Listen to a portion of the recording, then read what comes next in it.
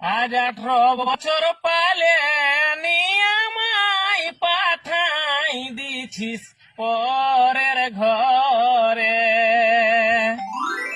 18 বছর পালে নিয়ামাই পাঠাই দিছিস পরের ঘরে। তোদের ছাড়ে আমি মাগো থাকিব মা কেমন করে। তোদের ছাড়ে আমি মাগো থাকিব মা কেমন করে। মনের টাকা জোগাড় করতে দাদা গেছিলে বেঙ্গালোরে।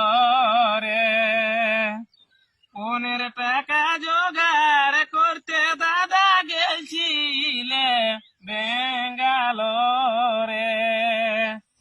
কেমনে দাদাকে ভুলিব আমি গো শ্বশুর ঘরে।